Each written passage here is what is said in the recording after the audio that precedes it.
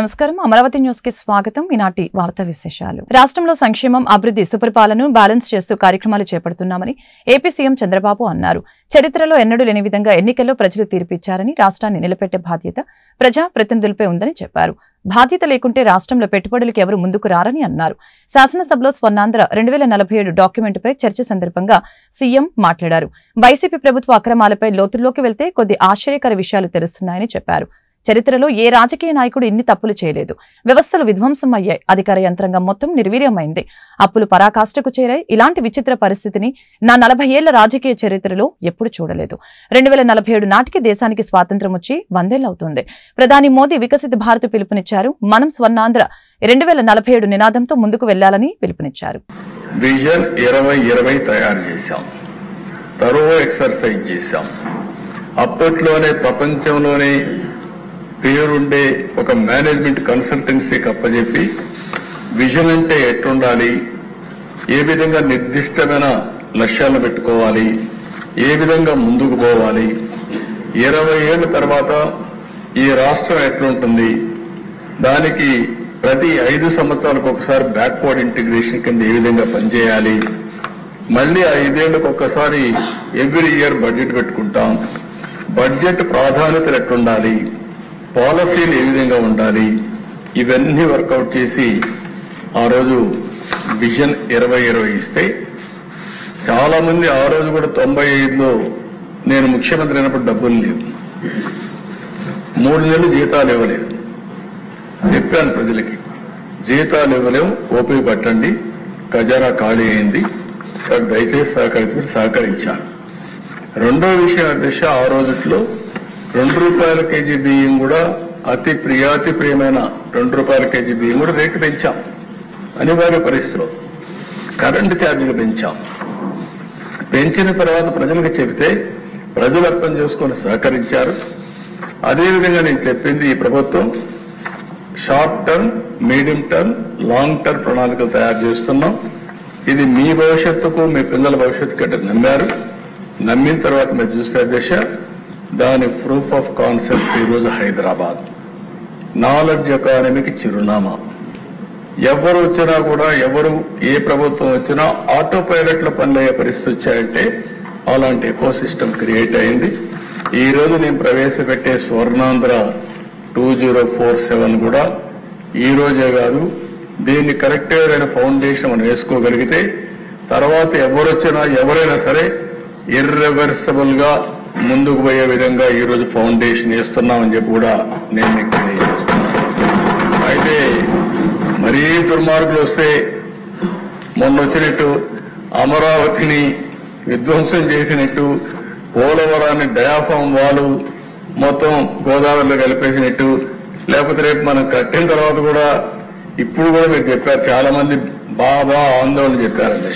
వాస్తవం కూడా ఈ రాష్ట్రంలో పెట్టుబడులు పెట్టాలంటే ఈ రాష్ట్ర వాస్తవ పరిస్థితులు కూడా అర్థం చేసుకుంటారు. వాళ్ళకు సెక్యూరిటీ లేకపోతే రాడు, భద్రత కావాలి. ఆ భద్రత ఇచ్చే బాధ్యత మేము తీసుకున్నా ఇక్కడ ప్రజలు కూడా ఆలోచించుకోవాల్సిన అవసరం ఉంది. ఈ రోజు రూలింగ్ పార్టీ గాని, అపోజిషన్ గాని, ఇక్కడుండే రాజకీయ నాయకులు గాని ప్రజల జీవన ప్రమాణాలను మెరుగుపరిచే ఉద్దేశంతో ఏపీ ప్రభుత్వం ప్రారంభించిన దీపం 2 పథకం లబ్దిదారుల సంఖ్య 3 వారాల్లోనే 50 లక్షల మైలురాయికి చేరుకోవడం గర్వకారణమని రాష్ట్ర పౌర సరఫరాల శాఖ మంత్రి నాదెండ్ల మనోహర్ తెలిపారు. శుక్రవారం విజయవాడ కృష్ణలంకలోని కోత మిషన్ రోడ్డు ప్రాంతంలో జరిగిన దీపం 2 ప్రత్యేక కార్యక్రమంలో మంత్రి పాల్గొని మాట్లాడారు.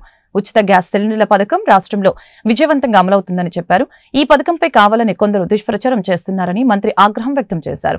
అనంతరం విజయవాడ తూర్పు నియోజకవర్గ శాసనసభ్యులు గద్దె రామ్మోహన్ రావు, పౌర సరఫరాల corporation VC MD G Veerapandian, జిల్లా ఇన్ఛార్జి కలెక్టర్ డాక్టర్ నిధి మీనా, విజయవాడ ఆర్డీఓ కె చైతన్య తదితరులతో కలిసి పథకం లబ్దిదారులైన ఎం కోటేశ్వరమ్మ కుటుంబ సభ్యులతో ముచ్చటించారు. ప్రతి మహిళా కళ్ళల్లో ఒక సంతోషాన్ని నింపే విధంగా ప్రతి కుటుంబానికి ఒక మంచి కార్యక్రమం అందించాలనే ఉద్దేశంతో గౌరవ ముఖ్యమంత్రి గారు చంద్రబాబు నాయుడు గారు ఇచ్చాపురంలో లాంఛనంగా ప్రారంభించిన దీపం 2 పథకం 3 వారాల్లోనే అద్భుతంగా 50 లక్షల మైలురాయి ఈరోజు దాటుతున్నాం. సో ఆ సందర్భంగా ఎమ్మెల్యే గారి సమక్షంలో, జిల్లా కలెక్టర్ గారు, మా సివిల్ సప్లైస్ కమిషనర్ గారి ఆధ్వర్యంలో ప్రతి ఇంటికి దీపం 2 పథకం కింద అందించే ఉచిత గ్యాస్ పథకం మహిళలకి ప్రత్యేకంగా గతంలో చంద్రబాబు నాయుడు గారు 1999లో దేశంలోనే మొట్టమొదటిసారి మహిళల ఆరోగ్య భద్రత గురించి ఆలోచించి ఖచ్చితంగా వాళ్ళకి మెరుగైన అవకాశాలు కల్పించాలి, కట్టెపోయలతో ఎవరు కూడా వండుకోకూడదు, ఆరోగ్య సమస్యలు వస్తాయనే ఆలోచనతో ఆ రోజున దీపం పథకం ప్రారంభించి రాష్ట్ర వ్యాప్తంగా ఉమ్మడి రాష్ట్రంలో తీసుకెళ్లారు. 1,55,200,000 గ్యాస్ కనెక్షన్స్ ఉన్న మన రాష్ట్రంలో అర్హత ప్రతి కుటుంబానికి అందించే విధంగా చాలా సులభంగా 3 అంశాలపైన మేము వాళ్ళకి కండిషన్స్ అప్లై చేసాం. మొట్టమొదటిది మీకు గ్యాస్ కనెక్షన్ ఉండాలి, రెండోది మీకు ఆధార్ కార్డు ఉండాలి, మూడోది మీకు రైస్ కార్డు, రేషన్ కార్డు ఉండాలనే దానిపైన మాకున్న సమాచారాన్ని బట్టి ముందుకెళ్తా ఉన్నాం. కావాలని కొంతమంది దుష్ప్రచారం చేస్తున్నారు. నిన్న మొన్న మనం చూసాం, జగన్మోహన్ రెడ్డి గారు చాలా ఆశ్చర్యకరంగా 1,85,00,000 గ్యాస్ కనెక్షన్స్ ఉన్నాయన్నారు. మరి ఆయన 30 లక్షలు ఇంట్లో కూర్చుని బటన్ నొక్కాడో ఏంటో నాకు తెలియదు, కానీ అధికారికంగా 3 గ్యాస్ కంపెనీలు అందించిన సమాచారం మేరకు ఈ రోజున రాష్ట్రంలో 1,55,200,000 గ్యాస్ కనెక్షన్స్ ఉన్నాయి. అర్హత ప్రతి కుటుంబానికి అందించే విధంగా 894 కోట్ల రూపాయలు అడ్వాన్స్ రూపంలో ఆల్రెడీ రాష్ట్ర ప్రభుత్వం నుంచి ఈ 3 గ్యాస్ కంపెనీస్కి గౌరవ ముఖ్యమంత్రి గారి చేతుల మీదుగా అందించాం. మా కోరిక, మా ఆకాంక్ష ఒకటే, పవన్ కళ్యాణ్ గారు కానీ చంద్రబాబు నాయుడు గారు కానీ ప్రతి సందర్భంలో కోరేది మహిళలకు మనం ఒక అద్భుతమైన భవిష్యత్తు, వాళ్ళలో సంతోషాన్ని నింపే విధంగా, వాళ్ళ భవిష్యత్తే కాకుండా వాళ్ళ బిడ్డల భవిష్యత్తు గురించి కూడా ఆలోచించుకుని ఇటువంటి పథకాల ద్వారా రాష్ట్ర వ్యాప్తంగా ప్రతి కుటుంబాన్ని ఆదుకునేటట్టు ఒక అద్భుతమైన కార్యక్రమం మా ఎన్డీఏ ప్రభుత్వం, కూటమి ప్రభుత్వం చేస్తోంది. ఏపీ అసెంబ్లీ ప్రాంగణంలో ఆసక్తికర పరిణామం చోటు చేసుకుంది. డిప్యూటీ సీఎం పవన్ కళ్యాణ్ ను వైసీపీ ఎమ్మెల్సీ బొత్స సత్యనారాయణ ఆలింగనం చేసుకున్నారు. అసెంబ్లీ వెలుపల పవన్ కారెక్కేందుకు వస్తూ ఉండగా చూసి వైసీపీకి చెందిన ఎమ్మెల్యే పెద్దిరెడ్డి రామచంద్రారెడ్డి ఎమ్మెల్సీలు పక్కకు వెళ్లిపోయారు. అదే సమయంలో బొత్స సత్యనారాయణ ఎదురుగా నిలబడి పవన్ కి నమస్కారం పెట్టారు. బొత్స స్పందన చూసి పవన్ ఆయనకు ఎదురు వెళ్లారు. దీంతో బొత్స కూడా వెళ్లి ఆలింగనం చేసుకున్నారు. పవన్ బొత్స భుజంపై తట్టి మర్యాదపూర్వకంగా కరచాలనం చేసి వెళ్లారు. రైతు పండించిన పత్తిని సీసీఐ కొనుగోలు చేస్తుందని కేంద్ర గ్రామీణాభివృద్ధి కమ్యూనికేషన్ శాఖల సహాయ మంత్రి డాక్టర్ పెమ్మసాని చంద్రశేఖర్ స్పష్టం చేశారు. ఈ విషయంలో రైతులు ఆందోళన చెందవలసిన అవసరం లేదని చెప్పారు. పత్తి కొనుగోలు అనేది వ్యాపారం కాదని, రైతులను ఆదుకోవడానికి ప్రభుత్వం బాధ్యతగా ఏర్పాటు చేసిన కేంద్రమని తెలియజేశారు. పత్తి ఉత్పత్తి కొనుగోలుపై సీసీఐ అధికారులతో గ్రామీణాభివృద్ధి కమ్యూనికేషన్ శాఖల కేంద్ర సహాయ మంత్రి డాక్టర్ పెమ్మసాని మాట్లాడారు. కలెక్టరేట్లోని శుక్రవారం సమీక్ష సమావేశం నిర్వహించారు. పత్తి కొనుగోలుపై సీసీఐ సెంటర్స్ లో జరుగుతున్న ఆలస్యం, రైతుల ఆందోళనపై అధికారులతో మంత్రి చర్చించారు. అనంతరం పెమ్మసాని మీడియాతో మాట్లాడారు. 24 గంటల్లో ఆంధ్రప్రదేశ్ మొత్తం మీద 61 కొనుగోలు సెంటర్లు ప్రారంభిస్తున్నట్లు తెలిపారు. సోమవారం నుంచి శుక్రవారం దాకా పత్తి కొనుగోలు జరుగుతాయని చెప్పారు. ఈ కార్యక్రమంలో జిల్లా collector Nagalakshmi, CCI director marketing Vijay Kuradagi, regional joint director of marketing Srinivasarao తదితరులు పాల్గొన్నారు. మీరు గత వారం రోజులుగా చూస్తూ ఉండుంటారు, పత్తి కొనుగోళ్లు సీసీఐ సెంటర్స్లో జరుగుతున్నటువంటి కొద్దిగా డిలే, ఇవన్నీ రైతుల ఆందోళన. వీటి గురించి సెంట్రల్ మినిస్టర్ గారితో మాట్లాడాం. అదేవిధంగా సీసీఐ అధికారులందరినీ కూడా, సీనియర్ ఆఫీసర్స్ని పిలిపించి ఒక రివ్యూ చేయించి, అదేవిధంగా ఈరోజు నేను, కలెక్టర్ గారు, సీసీఐ అధికారులు అందరం కూర్చొని ఒక మేజర్గా 4 పాయింట్ల మీద కన్ఫార్మిటీ తీసుకున్నాం. ఒకటి, 61 సెంటర్స్, పత్తి కొనుగోలు సెంటర్లు వితిన్ 24 అవర్స్లో ఓపెన్ అవ్వాలి. దానికి వాళ్ళు ఒప్పుకున్నారు. ఇప్పటి వరకు 40 ఎన్నో ఓపెన్ అయినాయి, ఇంకొక 20 ఓపెన్ అవ్వాలి. వాటికి ఫైర్ నామ్స్ లేవనో, లేకపోతే ఇంకోటి సమ్ రీజన్స్ వల్ల అవి ఓపెన్ అవ్వట్లేదన్నారు. బట్ నేను వాళ్ళందరికీ చెప్పింది ఏంటంటే, మీరు అందరినీ కోఆర్డినేట్ చేసుకోండి, మా ఆఫీస్ కూడా వర్క్ చేస్తుంది, కలెక్టర్ గారు వర్క్ చేస్తారు, వితిన్ 24 అవర్స్లో అన్ని సెంటర్స్ ఓపెన్ అవ్వాలి ఆంధ్రప్రదేశ్ మొత్తం అన్నాను. దానికి వాళ్ళు హామీ ఇచ్చారు. రెండోది, ఇప్పుడు ప్రతి మండే టు ఫ్రైడే మాత్రమే కొంటా ఉన్నారు. ఇక్కడ మోర్ దాన్ 60% ఫార్మర్స్ అందరూ కూడా టెనెంట్ ఫార్మర్స్, వాళ్ళు స్టోరేజ్ చేసుకోలేనటువంటి పరిస్థితి ఉంది. కాబట్టి సాటర్డే కూడా కొనుగోలు చేయాలని చెప్పాం. దానికి కూడా వాళ్ళు అగ్రి అయ్యారు. తర్వాత మూడోది, ఈ పత్తి అయిపోయి కొన్న తర్వాత డాక్యుమెంటేషను, ఈ మనీ, వీటి గురించి వేలిముద్రలు అనేది సాయంత్రం 6 గంటల వరకు చేస్తూ ఉన్నారు. అయితే రైతులు ఫీల్డ్స్లో వర్క్ చేసి 6 గంటలకల్లా ఈ కేంద్రాలకు వెళ్ళలేనటువంటి పరిస్థితి ఉంది. కాబట్టి దీన్ని 7:30 వరకు, 7:30 వరకు ప్రొలాంగ్ చేయమని చెప్పాము. దానికి కూడా వాళ్ళందరూ అగ్రి అయ్యారు. నాలుగోది, పండిన ప్రతి ఎకరా కూడా అయిపోయే వరకు కంపల్సరీగా కొనాలి. అంటే మార్చి ఆఖరి వరకు కూడా ప్రతి రైతు పత్తి కొనాలి అని చెప్పాము. దానికి కూడా వాళ్ళు అగ్రి అయ్యారు. సో ఈ 4 పాయింట్స్ తర్వాత మాయిశ్చర్ కంటెంట్ అనేది ఒకటి ఉంది. ఆ మాయిశ్చర్ కంటెంట్ అనే దానికి రకరకాల కారణాలు ఉన్నాయి. ఎందుకంటే వాళ్ళు వర్కర్స్ ఈవినింగ్ రాకపోవటం కానీ, పొద్దున్నే రావటం, పొద్దున్నే పిక్ చేసినప్పుడు కొంత మాయిశ్చర్ కంటెంట్ ఉండటం, అదేవిధంగా వాళ్ళ బ్యాగ్స్ తెచ్చే విధానం, తొక్కి పెట్టే విధానంలో కొంత ఉంది. వాటన్నిటిని అన్ని విధాలుగా అర్థం చేసుకొని CCI అనేది 2 ప్రైమరీ పర్పస్ల గురించి ఉంది. ఒకటి, ఇట్లా మినిమం సపోర్ట్ ఉన్నప్పుడు వాళ్ళకు ఒక లైఫ్ లైన్ లాంటిది రైతులకి ఒకటి. రెండోది, ఇది లాభాపేక్షతో చేయడం. This is not a business. CCI is not a business, this is to support farmers. ఆ 2 ఆబ్జెక్టివ్స్ని మీరు ఎప్పుడు మర్చిపోవద్దు. రైతులను ఆదుకోవటానికి పుట్టినటువంటి ఈ CCIని ఆ పర్పస్ కింద పనిచేయాలి అధికారులు అనే విధంగా మాట్లాడాము. అదేవిధంగా చంద్రబాబు నాయుడు గారికి కూడా ఈ రికమెండేషన్, ఆయన కూడా ఒక మంచి లెటర్ రాశారు అధికారులందరికీ.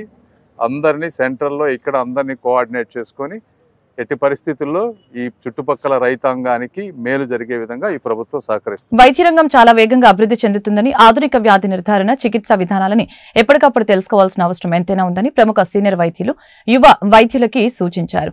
శుక్రవారం గుంటూరు వైద్య కళాశాలలో జింకన ఆడిటోరియంలో IMA 66వ వార్షిక సదస్సు ఘనంగా ప్రారంభమైంది. సభకు scientific committee chairman doctor CH Visweswararao సారథ్యం వహించారు.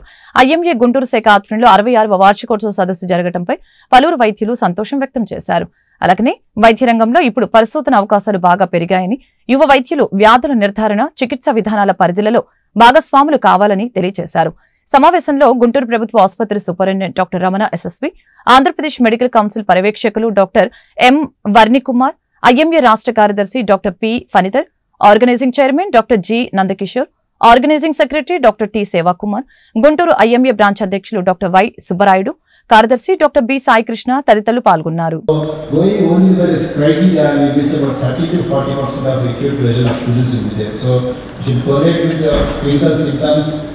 Cardiac enzymes and sometimes even echocardiography all helps in case of looking for regional abnormality or in fact some complications related to the acute MI.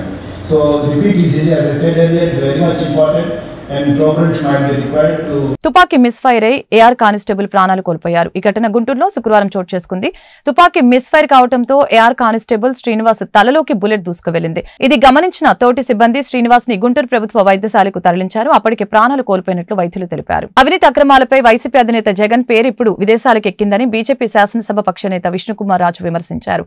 అవినీతి మూలాలన్నీ గత ప్రభుత్వం వైపు చూపిస్తున్నాయి. రిషికొండ, గంగవరం పోర్టుల్లోనూ పెద్ద ఎత్తున అక్రమాలు జరిగాయని ఆరోపించారు. జగన్ అక్రమాలపై దర్యాప్తు సంస్థతో విచారణ జరపాలని ఆయన డిమాండ్ చేశారు. అదేవిధంగా విద్యుత్ ఒప్పందాల్లో డబ్బు తీసుకున్నారని అభియోగాలు వచ్చాయని, గడిచిన 5 ఏళ్లలో జగన్ చేసిన కుంభకోణాలపై విచారణ జరపడానికి ఓ ప్రత్యేక మంత్రిత్వ శాఖను ఏర్పాటు చేయాలని అన్నారు.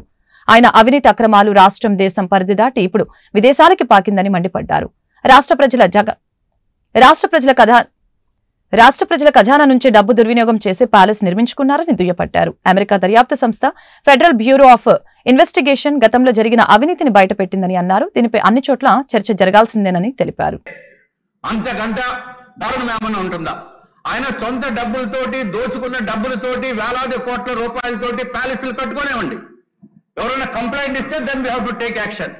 బట్ పేపర్లు కోడై పూస్తూ ప్రతి paper, English paper, Eenadu, Andhrajyothi, అన్ని పేపర్లు కూడా, టైమ్స్ ఆఫ్ ఇండియా, ఇన్ని జరుగుతున్నప్పటికీ కూడా మౌనంగా ఉండటం అనేది నాట్ కరెక్ట్ అధ్యక్ష. డెఫినెట్ గా రాష్ట్ర ప్రభుత్వానికి కూడా బాధ్యత ఉంది. రాష్ట్ర ప్రభుత్వం దీనిపైన యాక్షన్ తీసుకోవాల్సిన అవసరం ఉంది. ఒక దర్యాప్తు సంస్థతోటి కూడా మనం తీసుకోకపోతే ఎక్కడైతే ఏదైతే అమెరికాలో ఉన్న సంస్థ మనం మాజీ ముఖ్యమంత్రి పేరు పెట్టారో, పేరు ఎత్తి నువ్వు ఫలానా చోట ఇచ్చావు, ఫలానా చోట నుంచి మాకు అన్ని ఇన్ఫర్మేషన్ ఉందని చెప్పి పేపర్స్ లో సవివరంగా రాసినప్పుడు కనీసం మాట కూడా మాట్లాడకుండా ఉంటే ఆంధ్ర రాష్ట్ర ప్రజలందరూ కూడా ఇంతేనేమో అని చెప్పి ఒక రాంగ్ ఫీలింగ్ వెళ్లే అవకాశాలు చాలా ఎక్కువ ఉన్నాయి అధ్యక్ష. కాబట్టి అధ్యక్ష, దయచేసి దీన్ని సీరియస్ గా తీసుకుని చర్చించవలసిన అవసరం ఉండాలి. చర్చించకపోతే ఇది చాలా భయంకరమైన వ్యాధి కింద జరుగుతుంది అధ్యక్ష. ఇదివరకు ఎప్పుడైతే ముఖ్యమంత్రి గారు we should not be silent, మనం మాట్లాడాలి అని చెప్పిన అలానే ఎయిడ్స్ అనే మహమ్మారి ఈ రాష్ట్రం నుంచే కాదు దేశం నుంచి కూడా బయటికి వెళ్ళింది అధ్యక్ష. అట్లాగే ఈ జగన్మోహన్ రెడ్డి గారు చేసిన దురాఘాతాలని మనం సైలెంట్ గా మౌనంగా ఉండటం కూడా అప్రాప్రియేట్ కాదు. కాబట్టి తమరు కూడా చెప్పవలసిన బాధ్యత ఉంది.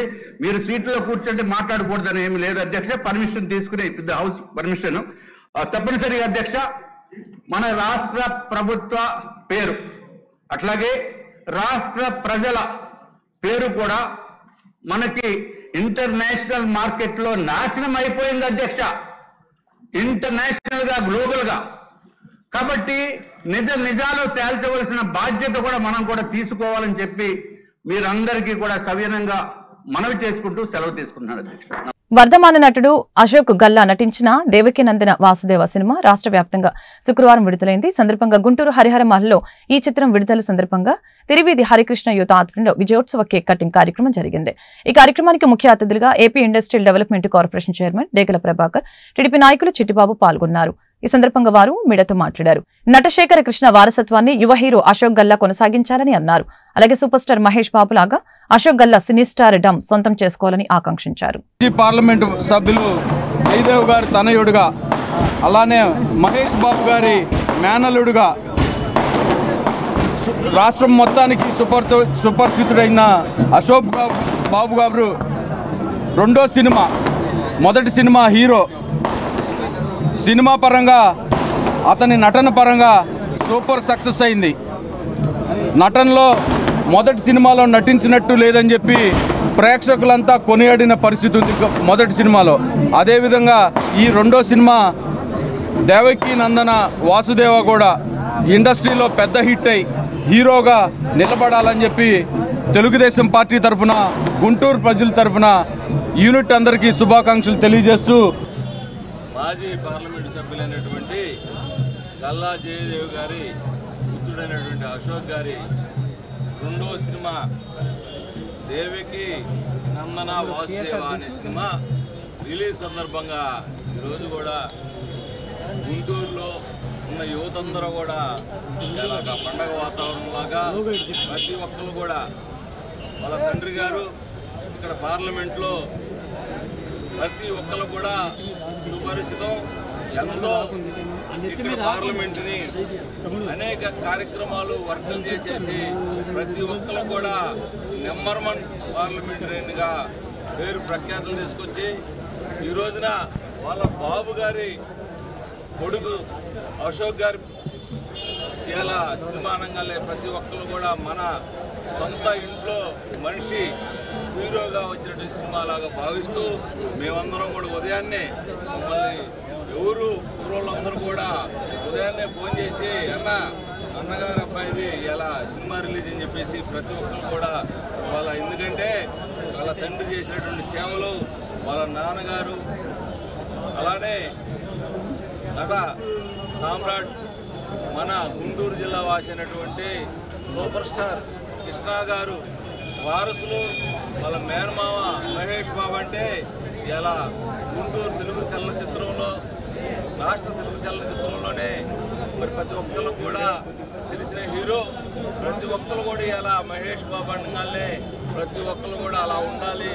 ఆయన అందం కానీ ఆయన నటన కానీ ప్రతి ఒక్కరు కూడా వారసత్వంగా మరి ఇతను అశోక్ బాబు గారు ఇవాళ మన ముందుకు తీసుకొస్తున్నటువంటి అశోక్ బాబు గారు ఇవాళ మా అందరూ కూడా చాలా ఆనందదాయకంగా మరి హీరోగా ఎదగాలని చెప్పేసి, అలానే హీరో సినిమా ద్వారా సుపరిచితమై మొదటి సినిమాలోనే అతని యొక్క నటన అనేది వారసత్వంగా ఎలా ఉంటుందని చెప్పేసి మరి పరిచయం చేసుకొని ప్రతి ఒక్కరు కూడా హీరో అంటే భవిష్యత్తు ఉన్న హీరో అని అశోక్ బాబు గారిని కొనియాడడం జరిగింది.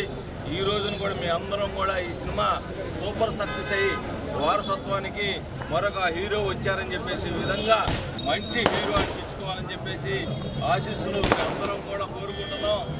భవిష్యత్తు బాగుంటుందని చెప్పేసి వాళ్ళ మేనమామలాగా, వాళ్ళ తాతగారు సూపర్ కృష్ణలాగా పేరు ప్రఖ్యాతులు తీసుకొస్తారని చెప్పేసి మంచి హృదయంతో మీ అందరూ కూడా ఆశీర్వదిస్తున్నాం. ఉన్నవ లక్ష్మీనారాయణ ఉన్నవ లక్ష్మీబాయమ్మ దంపతులు గుంటూరు బ్రాడీపేటలో 102 ఏళ్ల క్రితం స్థాపించిన శారదానికేతన్ విద్యా సంస్థ దినదిన ప్రవర్ధమానమే వెలుగొందుతుందని జనచైతన్య వేదిక వ్యవస్థాపకులు వల్లంరెడ్డి లక్ష్మణరెడ్డి తెలిపారు. స్వాతంత్ర్యం రాకముందే మహిళల విద్యాభివృద్ధి కోసం, ఉపాధి కోసం శారదానికేతన్ విద్యా సంస్థ పనిచేసిందని గుర్తు చేశారు. శుక్రవారం 102వ వార్షికోత్సవ వేడుకల సందర్భంగా వైభవంగా జరిగే ఈ సందర్భంగా వల్లంరెడ్డి లక్ష్మణరెడ్డి మాట్లాడారు. మారుతున్న కాలానికి అనుగుణంగా శారదానికేతన్ విద్యా సంస్థ కార్పొరేట్ విద్యా సంస్థలకి ధీటుగా విద్యను అందిస్తుందని వివరించారు. ఈ కార్యక్రమంలో శారదానికేతన్ ప్రిన్సిపల్ డాక్టర్ పి కోటిరత్నం, మాజీ ప్రిన్సిపల్ రంగనాయకి, ఏవో టి శ్రీనివాసరావు, పూర్వ ఏవో జి శ్రీనివాసరావు తదితరులు పాల్గొన్నారు. చారిత్రాత్మక విద్యా సంస్థ శారదానికేతన్ స్వాతంత్ర సమరయోధులు ఉన్నవ లక్ష్మీనారాయణ గారు, ఉన్నవ లక్ష్మీబాయం గారు 1922లో మహిళలు చదువుకోవాలి, బాలికలకు విద్య అందించాలి, వారికి హాస్టల్ వసతితో కూడిన ఒక విద్యాలయం ఉండాలని చెప్పిన కోరికతో శారదానికేతన్ని 1922లో ప్రారంభించారు. ఈ సంస్థ 10 మందితో ప్రారంభమైన ఈ సంస్థ ఈరోజు దాదాపు 400 మంది విద్యార్థులతో విరాజిల్లుతూ ఉంది. మహాత్మా గాంధీజీ శారదానికేతన్కి వచ్చి 2 రోజులు గడిపిన సందర్భం. శారదానికేతన్ వార్షికోత్సవ సభలకి వివి గిరి లాంటి వారు, శ్రీ రాజగోపాలాచార్య లాంటి వారు మహనీయులు హాజరైన పరిస్థితి. ఈరోజు మనం 102వ వార్షికోత్సవాన్ని జరుపుకుంటున్నాం. శారదానికేతన్ అభివృద్ధి చేసిన ప్రిన్సిపాల్స్, వార్డెన్స్, ఇక్కడ పనిచేస్తున్న ఇతర సిబ్బంది కూడా ఈరోజు ఈ సమావేశానికి హాజరయ్యారు. శారదానికేతన్ని మరింత అభివృద్ధి చేసుకోవాల్సిన బాధ్యత మనందరి మీద ఉంది. ఈ శారదానికేతన్కి ఎక్కువ మంది బలహీన వర్గాలు, దళితులు, గిరిజనులు, ముస్లిమ్స్, అతి వెనుకబడిన వాళ్ళు, అతి పేదలు హాజరవుతున్న పరిస్థితి. వారిని అభివృద్ధి పదంలో ముందుకు తీసుకెళ్లాలంటే శారదానికేతన్ని మరింత అభివృద్ధి చేసుకోవాల్సిన అవసరం ఉంది. ఈ శారదానికేతన్ స్థాపించి 102 సంవత్సరాలైన సందర్భంగా ఆనాడు స్వతంత్ర సంగ్రామంలో గుంటూరు పట్టణం తరపున ఉన్నవ లక్ష్మీబాయమ్మ గారు, లక్ష్మీనారాయణ గారు ఎంతో వారి జీవితాన్ని త్యాగం చేసి అనాథలను అక్కువ చేసుకొని మహిళలు చదువుకుంటేనే వారి యొక్క వృద్ధి నెలకొల్తుందనే ఉద్దేశంతో ఆనాడు ఉన్న సంఘ దురాచారాలను ఎదిరించి వితంతువులను అక్కువ చేసుకొని వారికి విద్య నేర్పించి ఉపాధి అవకాశాలు కలగాలనే ఉద్దేశంతో ఈ సంస్థను స్థాపించి నిర్విరామంగా ఇప్పటికి 102 సంవత్సరాలైంది. వారి యొక్క ఆశయాల్ని తూచా తప్పకుండా అమలు చేస్తూ దినదిన ప్రవర్తనం కలిగి ఈరోజు కార్పొరేట్ స్థాయిలో ఉన్న స్కూళ్ళకి కన్నా కూడా భిన్నంగా ఇక్కడ విద్యను అభ్యసించడమే కాకుండా సంస్కృతి సంప్రదాయాలకి నిలయముగా ఇక్కడ తెలుగు, సంస్కృతం భాషని పరిరక్షించడం జరుగుతుందని శ్రీ శారదానికేతనాన్ని ఉన్నవ దంపతులు స్థాపించారు. ఆ వివరాలన్నీ ప్రస్తుతం ఈవోలు చెప్పారు. తమ్మారెడ్డి భరద్వాజ గారు, ఇక్కడ చదివినటువంటి శకుంతలాదేవి కుమారుడు త్రిపురనేని సాయిచంద్ గారు, వారిద్దరూ సంయుక్తంగా కలిసి మాకు ఒక 6 గదుల పెద్ద భవనాన్ని మేము కోరిన వెంటనే ఇచ్చి పిల్లలకి ఇబ్బంది లేకుండా ఏర్పాటు చేశారు. ఆనాడు తల్లిదండ్రులే ఇంటికి తీసుకువెళ్ళని పిల్లల్ని లక్ష్మీబాయమ్మ గారు మరి సంఘాన్ని పక్కన పెట్టి ఈ మూఢాచారాలని అణగద్రొక్కి ఒక బాల వితంతువుని మూఢమి మేము ఇంటికి తీసుకెళ్ళమని తల్లిదండ్రులు నిరాకరిస్తే శారదానికేతనం ఉన్నది దేనికి అని ఆ పిల్లని తీసుకొని వచ్చి ఇక్కడ సంరక్షించి విద్యాబుద్ధులు నేర్పారు. వారు కుల మత అతీతంగా ఈ సంస్థని స్థాపించి ఎందరినో తీర్చిదిద్దారు. ఆంధ్రప్రదేశ్లో ఎక్కడ తెలుగు పండిట్స్ ఉన్న వాళ్లలో ఎక్కువ శాతం శ్రీ శారదానికేతనం విద్యార్థినులు అవ్వటం ఒక విశేషమైన అంశమైతే ఇక్కడే చదివినటువంటి ఆమె సత్యవతి అనే ఆవిడ లక్ష్మీబాయమ్మగా పేరు మార్చుకుని సంఘం లక్ష్మీబాయమ్మ అని భాగ్యనగరంలో ఒక పెద్ద విద్యా సంస్థ కూడా వెలిచింది. అటువంటి ఎందరో మహనీయులకి ఆశ్రయమై వాళ్ళని బాగా ప్రకాశింపచేసిన ఈ విద్యా సంస్థ 102వ సంవత్సరంలో అడుగుపెట్టింది. ఇంకా ఇది మళ్ళీ బాల్యావస్థ నుండి త్వరగా యవనావస్థకు వచ్చి 16 అణాల పడుచుపిల్లలాగా చక్కగా ప్రకాశించాలని దాతలందరూ సౌజన్యంతో ముందుకు వచ్చి ఇంకా దీనికి కావలసినటువంటి అవసరాలని నెరవేరుస్తారని మీ ద్వారా మేమందరం విన్నపం చేస్తాం. ప్రతి ఒక్కరికి ఉచితంగా నాణ్యమైన వైద్యం అందించడమే కూటమి ప్రభుత్వ లక్ష్యమని కేంద్ర గ్రామీణాభివృద్ధి కమ్యూనికేషన్ శాఖల సహాయ మంత్రి డాక్టర్ పెమ్మసాని చంద్రశేఖర్ తెలిపారు. గుంటూరు ప్రభుత్వ ఆసుపత్రిపై ఒత్తిడి తగ్గించేందుకే అర్బన్ ప్రైమరీ హెల్త్ సెంటర్స్ ప్రారంభించామని చెప్పారు. ఈ ఆరోగ్య కేంద్రాలలో వైద్యానికి సంబంధించి అన్ని సౌకర్యాలు అందుబాటులో ఉన్నాయని చెప్పారు. బృందావన్ గార్డెన్స్ లోని urban primary health centre, Ayushman Bharat health and wellness centre ని కేంద్ర సహాయ మంత్రి శుక్రవారం పరిశీలించారు. ఈ సందర్భంగా ఆసుపత్రి వైద్యులు సిబ్బందితో ఆయన మాట్లాడారు. సిబ్బందితో మాట్లాడుతూ dressing and emergency room, pharmacy, veterinary, పురుషుల విభాగం, అడ్మినిస్ట్రేషన్ తదితర విభాగాల్ని పరిశీలించి మాట్లాడారు. వైద్యాధికారులతో మంత్రి మాట్లాడి హెల్త్ సెంటర్ నిర్వహణ, విధి విధానాలు అడిగి తెలుసుకున్నారు. అలాగే ఆయన పేషెంట్లతో మాట్లాడి హెల్త్ సెంటర్లో ఉన్న సౌకర్యాలు, ఇబ్బందుల గురించి అడిగి తెలుసుకున్నారు. ఈ సందర్భంగా వైద్యుల ఫిర్యాదుపై మంత్రి స్పందించారు. గంజాయి బ్యాచ్ పరిసరాల్లో కనిపించకుండా చేయాలని పోలీసు అధికారులను ఆదేశించారు. అనంతరం సమీపంలో ఉన్న రైతు బజార్కి కూడా మంత్రి పరిశీలనకు వెళ్లారు. చూస్తే గుంటూరు జనరల్ హాస్పిటల్ మీద విపరీతమైన ఒత్తిడి, 1000 అవుట్ పేషెంట్స్ లాగా ఉండటం, కంజెస్టెడ్ అవటం, అక్కడ చాలా ఇబ్బంది అవుతుంది. ఎందుకు ఇబ్బంది అవుతుంది, ఇంతమంది ఎందుకు అందరూ జీజీహెచ్కి వస్తున్నారు? మన దగ్గర ఈ primary urban primary health centres ఉన్నప్పుడు కూడా ఎందుకు ఇంత జరుగుతుందని చెప్పి ఒకసారి విజిట్ చేద్దామని వచ్చాము. వచ్చినప్పుడు డెఫినెట్గా చూస్తే చాలా బాగుంది. యాక్చువల్గా చాలా క్లీన్గా ఉంది, నీట్గా ఉంది. ఇక్కడ అన్ని బేసిక్ ల్యాబ్స్ అన్నీ ఉన్నాయి. ఇక్కడ లేనిది ఓన్లీ ఏంటంటే ఒక ఎక్స్రే లేదు, ఈసీజీ ఉన్నాయి, బ్లడ్ టెస్టులు కానీ, కిడ్నీ టెస్టులు కానీ, లివర్ టెస్టులు కానీ, ఆఖరికి అల్ట్రాసౌండ్ కూడా ఉంది ఇక్కడ. సో ఒకటి. రెండోది, ఇక్కడ అన్ని రకాల వ్యాక్సినేషన్స్ అన్నీ జరుగుతూ ఉన్నాయి, అందరికి కావాల్సినవన్నీ. తర్వాత బేసిక్ వూండ్ కేర్ కానీ ఏమన్నా కూడా అన్నీ దొరుకుతూ ఉన్నాయి. ఇక్కడ మనకు కావాల్సినవి వీళ్ళతోటి మాట్లాడిన తర్వాత స్పెషలిస్టులు రావాలి. ఇక్కడ వారానికి ఒకరోజు సూపరింటెండెంట్ గారు ఒక ఆర్థోపెడిక్స్, ఒక ఓబీజీవైన్, ఒక పిడియాట్రిషియన్, ఒక జనరల్ మెడిసిన్, ఈ నలుగురిని ఒక్కొక్క రోజు ఇక్కడికి పంపిస్తే చుట్టుపక్కల ఉన్న పేషెంట్లకు కూడా కాన్ఫిడెన్స్ వస్తుంది. రెండోది, ఇక్కడ డిజిటల్ ఎక్స్రే మిషన్ ఒకటి ఏ విధంగా తీసుకురావాలి, ఈ ఒక్క అర్బన్ సెంటర్లో కాదు అన్ని అర్బన్ సెంటర్లో ఎక్స్రే మిషన్స్ తక్కువ ఉన్నాయి కాబట్టి వాటిని ఏ విధంగా తీసుకురావాలి. తర్వాత ఇక్కడ వర్క్ చేసే వాళ్ళందరూ కొన్ని కంప్లైంట్ చేశారు, నైట్ టైం సెక్యూరిటీ లేదు అనేది. సో దాన్ని కొంచెం సెంట్రల్ గవర్నమెంట్లో night time both security plus watchman రెండింటికి ఉపయోగపడే విధంగా ఏమైనా రిక్రూట్ చేయగలమా అని అది నేను టేకప్ చేస్తాను సెంట్రల్ గవర్నమెంట్ నుంచి. అది ఇక్కడ కాంపౌండ్ వాళ్ళు ఇట్లా చిన్న చిన్న ఇష్యూస్ ఉన్నాయి. కాంట్రాక్టర్ గారితో ఇది ఆల్రెడీ అలాట్ అయింది, అది ఇంకా స్టార్ట్ అవ్వలేదు. ఆయన 15 రోజుల్లో కంప్లీట్ చేసి ఇస్తానని హామీ ఇచ్చారు మాకు. సో అవి ఇట్లా చిన్న చిన్న అన్నీ చేసుకుంటూ వస్తూ ఉన్నాం. మిగిలినవి కూడా ప్రైమరీ హెల్త్ సెంటర్స్ విలేజెస్లో కూడా విజిట్ చేసి అక్కడ ఏమి ఫెసిలిటీస్ ఇబ్బంది ఉన్నాయి వీటన్నిటిని కోఆర్డినేట్ చేసుకొని సూపరింటెండెంట్ గారు మేము ఈ చుట్టుపక్కల ప్రాంతం మొత్తానికి కూడా ఒక సిస్టమేటిక్గా ఓన్లీ సీరియస్ ప్రాబ్లమ్స్ ఉన్నవాళ్ళు జీజీహెచ్కి వెళ్ళే విధంగా, చిన్న చిన్న జ్వరాలు ఇట్లాంటి డయేరియా ఉన్న వాళ్ళందరినీ ఇక్కడ ట్రీట్ చేసే విధంగా, ఎందుకంటే ఇక్కడ 5-6 బెడ్స్ మంచి బెడ్స్ ఉన్నాయి. ఇప్పటికే శాసనసభలో ఆమోదం పొందిన 8 కీలక బిల్లులకి శుక్రవారం శాసన మండలి ఆమోదం తెలిపింది. విజయనగరం జిల్లాలోని భోగాపురం అంతర్జాతీయ విమానాశ్రయానికి అల్లూరి సీతారామరాజు పేరు పెట్టాలని కేంద్ర పౌర విమానయాన శాఖను కోరుతూ మండలి తీర్మానం చేసింది. మండలిలో ఆమోదం పొందిన బిల్లులవే చెత్త పన్ను విధిస్తూ గత ప్రభుత్వం చేసిన చట్టాన్ని శాసన మండలి రద్దు చేసింది. లోకాయుక్త సవరణ బిల్లు 2024కి శాసన మండలి ఆమోదం తెలిపింది. గూడ్స్ అండ్ సర్వీసెస్ సవరణ బిల్లు 2024కి శాసన మండలి ఆమోదించింది. ఏపీలో సహజవాయు వినియోగంపై జీఎస్టీ పన్నును తగ్గిస్తూ జీఎస్టీ సవరణ బిల్లుకి మండలి ఆమోదం తెలిపింది. ఏపీ హిందూ ధార్మిక మత సంస్థలు దేవాదాయ చట్ట సవరణ బిల్లుకి శాసన మండలి ఆమోదించింది. ఏపీ మౌలిక సదుపాయాల న్యాయపరమైన పారదర్శకత జ్యుడిషియల్ రివ్యూ రద్దు బిల్లుని ఏపీ మౌలిక సదుపాయాలు న్యాయపరమైన పారదర్శకత జ్యుడిషియల్ ప్రివ్యూ రద్దు బిల్లుకి ఆమోదం తెలిపింది.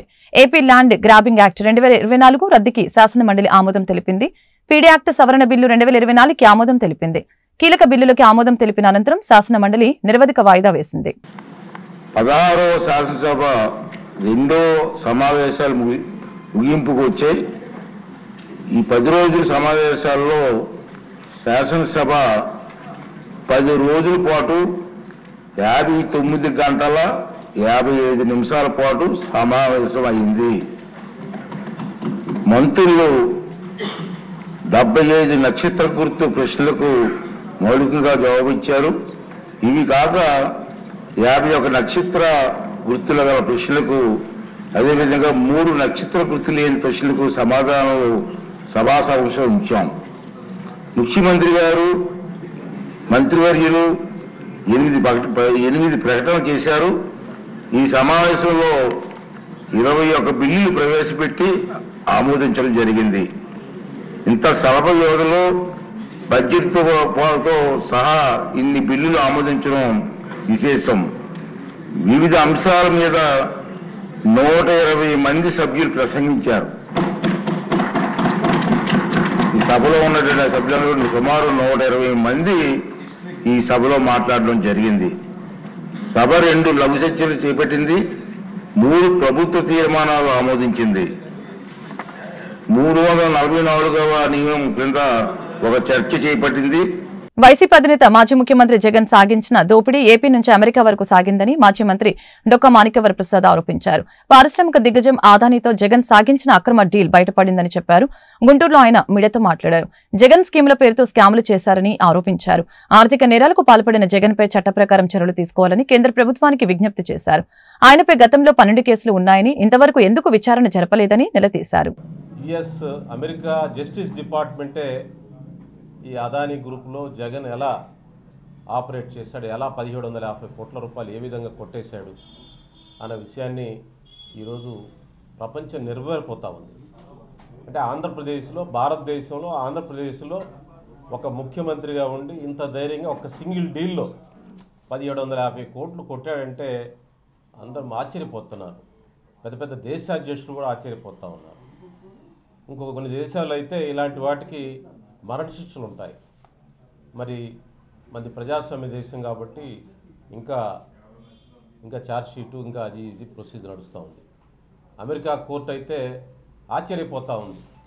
ఒక ప్రభుత్వాలు ఈ విధంగా ఇన్ని వందల కోట్లు ఇంతమంది మదుపుదారుని, అంటే ఇన్వెస్ట్ చేస్తుంటారు చాలామంది మధ్యతరగతి వాళ్ళు, కొద్దిగా ఉన్నవాళ్ళు, ఇంతమంది ఇన్వెస్టర్స్ని ఇట్లా దోపిడీ చేస్తారా ఆంధ్రప్రదేశ్లో అని ఆశ్చర్యపోతూ ఉన్నారు.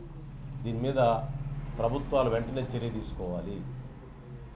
దీని మీద ఇలాంటి ఇది సింగిల్ కుంభకోణం. ఓన్లీ సెకీ అంటే అదానీ గ్రూప్ ద్వారా ఒక సెకీ ద్వారా వచ్చినదే 1750 కోట్లు. ఇంకా అదానీ గ్రూప్స్ అనేక పెట్టుబడులు పెట్టింది. అన్ని పోర్టుల్లో అదానికి షేర్స్ ఇచ్చాడు జగన్. ఆ షేర్స్లో జగన్కి వాటా ఉంది. అదాని ప్రతి కంపెనీలో ఆంధ్రప్రదేశ్లో లేకపోతే ఇతర రాష్ట్రాల్లో అదాని కంపెనీ ఉందంటే ఆ కంపెనీలో జగన్ గారికి వాటా ఉన్నట్టే లెక్క. ముఖ్యంగా ఆంధ్రప్రదేశ్లో ప్రతి పోర్టులో అదాని గారికి షేర్స్ బలవంతంగా బెదిరించి, ఆల్రెడీ ఉన్న కంపెనీని బెదిరించి వాళ్ళు విత్డ్రా చేయించేసి అదానికి పెట్టించాడు, అదానికి కొనిపించాడు. దానిలో జగన్ గారికి షేర్స్ ఉన్నాయి. ఈ విధంగా ఆంధ్రప్రదేశ్లో ప్రతి దానిలో జగన్ గారికి షేర్స్ ఉన్నాయి. ఇతర రాష్ట్రాల్లో ఉన్న అదానీ గ్రూప్స్లో కూడా జగన్ గారి సంస్థలకు షేర్స్ ఉన్నాయి. అంటే ఒక రాజకీయ అధికారం ద్వారా ఏ విధంగా దోచుకోవచ్చో అనేది ఒక ప్రపంచాన్ని విస్తుపోయే ఒక కొత్త న్యాయ సూత్రాలని, దోపిడీ సూత్రాలని జగన్మోహన్ రెడ్డి గారు కనిపెట్టారు. ఒక ఆయన జాన్ ఇలియట్ అని ఇంపల్షన్స్ అని ఒక పుస్తకం రాశాడు, ఒక రీసెర్చ్. ఈ రీసెర్చ్లో ఆయన చెప్పాడు అసలు జగన్ గారు ఏ విధంగా చేస్తాడు. మిషనరీ అండ్ మైనింగ్ గ్యాంగ్లెట్స్, మిషనరీ అంటే ఒక మిషనరీ లాగా మైన్స్ని ఎలా గ్రాప్ చేస్తారో ఆయన ఒక రీసెర్చ్ చూపించాడు. అదేవిధంగా ఇక అనేక స్కామ్స్, ఏ విధంగా పెట్టుబడులు ఏ విధంగా దోస్తాడు, ఏ విధంగా కరప్షన్ జరుగుతుంది, జగన్ కంపెనీస్కి ఏ విధంగా వచ్చాయి, అసలు ఇదంతా ఆశ్చర్యం ఇస్తూ ఒక అధికారం ఉంటే ఏ విధంగా దోచుకోవచ్చో జగన్ గారు ఎలా దోచాడో ఈ ఇంపల్షన్స్ అనే పుస్తకం ద్వారా ఒక రీసెర్చర్ జాన్ ఇలియట్ అనే ఆయన రీసెర్చ్ చేశాడు. అంటే అంతర్జాతీయ సంస్థలు కూడా ఈ క్రోనీ క్యాపిటలిజం, ప్రభుత్వ అధికారాన్ని ఎట్లా పెట్టి దోచుకోవచ్చు అనే దాని మీద జగన్ గారిని ఒక పెద్ద మోడల్గా చూస్తూ ఉన్నారు.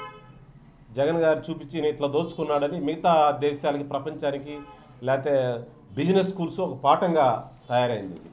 మరి జగన్ గారి కీర్తి ప్రతిష్టలు ఆ విధంగా ఎదుగుతూ ఉన్నాయి. అది మన తెలుగు వాళ్ళం సిగ్గుపడాలని చెప్పి ఈ సందర్భంగా నేను మనవి చేస్తూ ఉన్నాను. అయితే ఇప్పుడు జగన్ గారు ఈ మధ్య నేను విదేశాలకు వెళ్తానంటున్నాడు. జగన్ గారికి నిజంగా ధైర్యం ఉంటే ఇప్పుడు అమెరికా వెళ్ళమని చూద్దాం, తిరిగి వస్తాడేమో ఈ కేసులో. ఇప్పుడు లండన్ వెళ్ళమండి, తిరిగి వస్తాడేమో చూద్దాం. ప్రపంచం అలర్ట్ అయిపోయింది.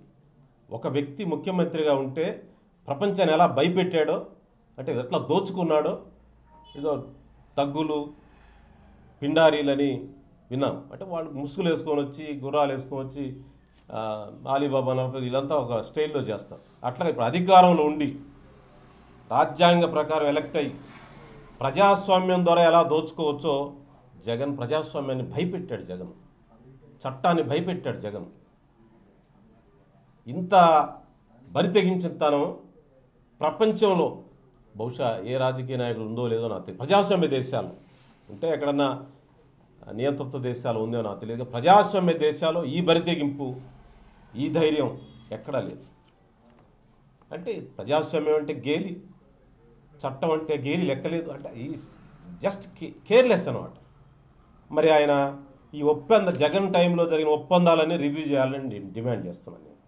Not only electricity, mines, everything ప్రతిదీ రివ్యూ చేయాలి. అదాని ఉన్నాడంటే అక్కడ జగన్ ఉన్నాడు. జగన్ది అనుకోవాలి, అది అదానిది కాదు. మన రాష్ట్రంలో అదాని పేరుకే ఉంటుంది కానీ మొత్తం జగన్ అవన్నీ అన్ని జగన్వి అవన్నీ కూడా.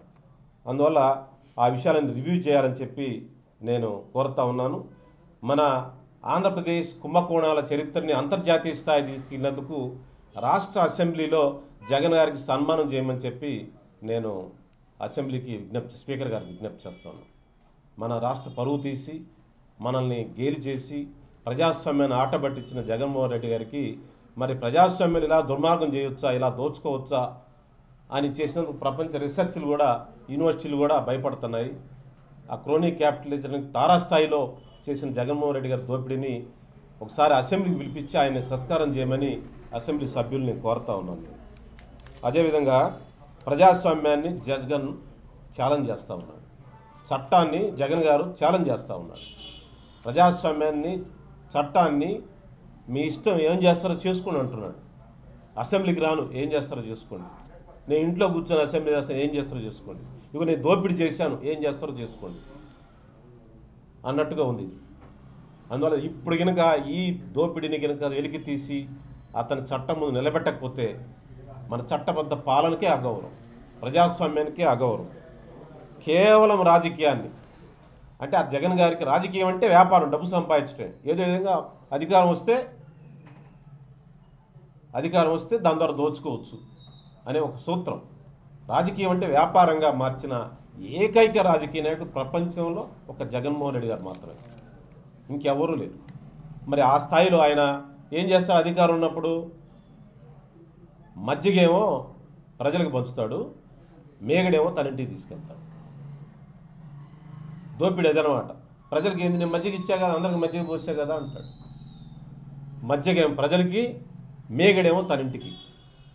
ఇంత బరితెగింపు, ఇంత దోపిడీ ఎక్కడ చూడలేదు. ఈరోజు జాతీయ పత్రికలు ఆయన గారి నిర్వాహకం గురించి, అంతర్జాతీయ పత్రికలు, జాతీయ పత్రికలు, హిందూ లాంటి పత్రిక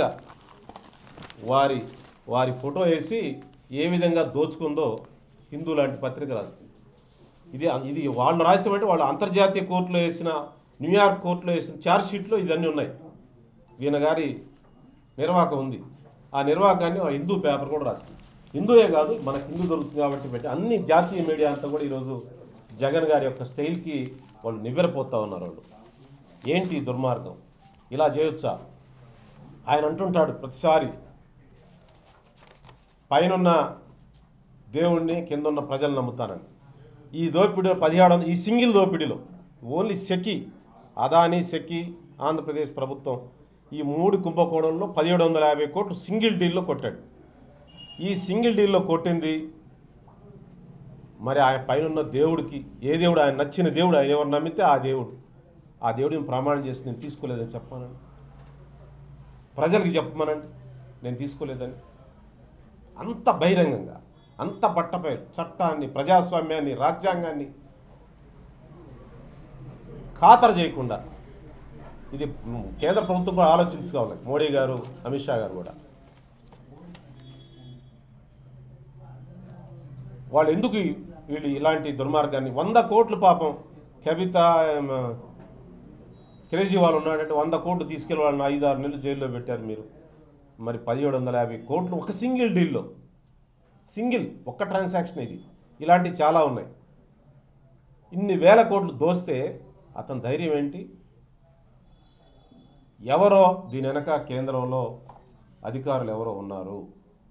గుంటూరు నగరపాలక సంస్థ పరిధిలోని అరండలపేట నుంచి కొత్తపేట నెహ్రూ నగర్ వైపు వెళ్లే ప్రధాన మార్గం 3 వంతెనల వద్ద నూతనంగా రైల్వే ట్రాక్ ఏర్పాటుకి సంబంధించి పనులు ప్రారంభం కానున్నాయి. ఈ నేపథ్యంలో ఈ నెల 25వ తేదీ నుంచి 2 నెలల పాటు ఈ మార్గం రాకపోకలు నిలిపివేస్తున్నట్లు గుంటూరు నగర కమిషనర్ పులి శ్రీనివాసులు తెలిపారు. గురువారం జీఎంసీ కౌన్సిల్ మీటింగ్ హాల్లో రైల్వే, ట్రాఫిక్, ఆర్ఎన్బి అధికారులతో నగర కమిషనర్ సమావేశం నిర్వహించారు. ఈ మేరకు పులి శ్రీనివాసులు మాట్లాడారు. నూతన రైల్వే ట్రాక్ ఎక్స్టెన్షన్ ఉన్నందువలన ఈ మార్గం 2 నెలల పాటు అందుబాటులో ఉండదని చెప్పారు. ప్రజలు నెహ్రూ నగర్ గేటు, శంకర్ విలాస వంతెనపై నుంచి కొత్తపేట వెళ్లాలని చెప్పారు. సమావేశంలో GMC SE Nagamalleswararao, CP Rambabu, R N B DE Chinnaiah, పశ్చిమ traffic CI Singaiah, railway ADN Jaganmohan Rao తదితరులు పాల్గొన్నారు. ఈ వార్తలు ఇంతటితో సమాప్తం. మరొక బులెటిన్లో మళ్ళీ కలుద్దాం. నమస్కారం.